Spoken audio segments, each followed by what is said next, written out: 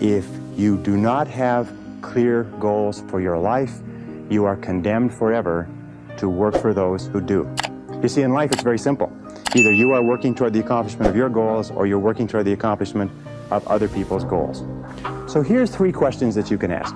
The first question is, what would you do? What would you set as a goal for yourself? What would you want to be or have if you just won $1 million in the lottery? What would you do if you just won $1 million? If you had all the time and money, you're completely free to decide to do anything you wanted. If you won $1 million, what would you do differently? Think about that. Hold that in your mind. The second question is, what would you do if you just learned today that you only had 6 months to live? What if you only had 6 months to live? What would you stop doing? What would you do more of? Who would you spend time with? Now, the answer to that question is very interesting because what it tells you is what you really value, what is really important to you. And what we have found is that self-esteem, satisfaction, happiness in life comes from getting your goals and your activities congruent with your values, with your priorities, with what you consider to be really important. Now, here's a third question. The third question is, what one great thing would you dare to dream if you knew you could not fail? If you knew beyond a shadow of a doubt that you could not fail, what one thing would you set as a goal for yourself? Because sometimes answering that question will tell you the one thing that you've been put on this earth to accomplish.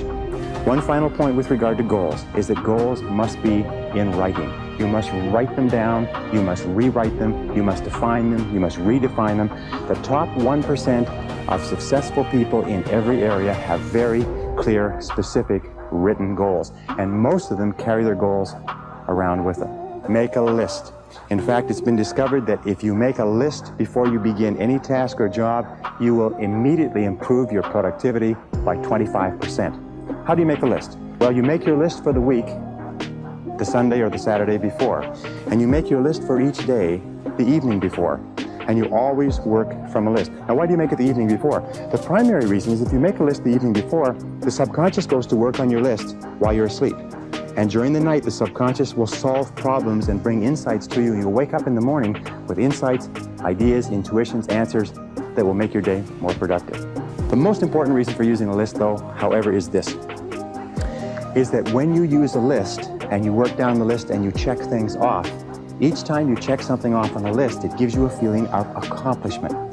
It's been well said that happiness is the progressive realization of a worthy ideal.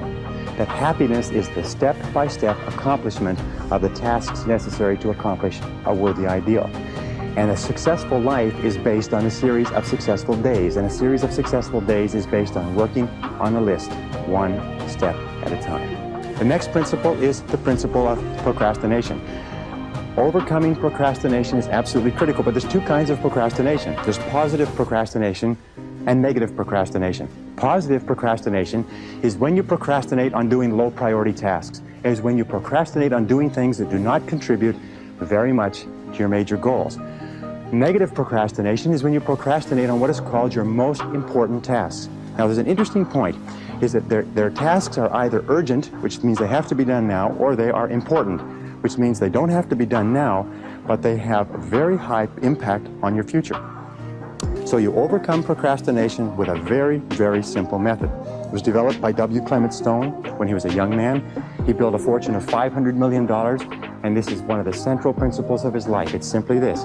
Every morning when you get up, say over and over to yourself, do it now, do it now, do it now, I do it now, do it now. Whenever you have this tendency to procrastinate, program your subconscious mind with this automatic conditioned command, do it now, do it now, do it now. The key to overcoming procrastination is to develop a sense of urgency. Be the kind of person who gets things done quickly. Be the kind of person who launches fast on a task.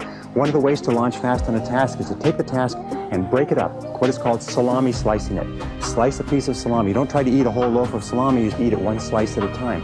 Take your task and break it up into small pieces and do one piece at a time. Say over and over to yourself, do it now, do it now, do it now. Do you know that less than 2% of the population have a sense of urgency? And that there's not an example of a successful person anywhere who does not have a sense of urgency?